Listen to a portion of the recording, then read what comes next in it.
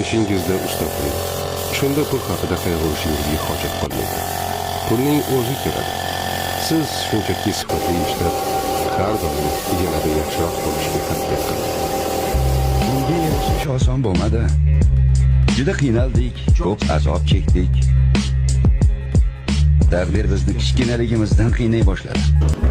Chiroyli chiqdi asta. Derdinden dağları taşları gezerim ay güzel. Senin her nazına ölüm düzerim ay güzel. Senin eşliğinde şarabı süzerim ay güzel. İçerem sağlığına her gün. Derdinden dağları taşları gezerim ay güzel. Senin her nazına ölüm düzerim ay güzel. Senin eşliğinde şarabı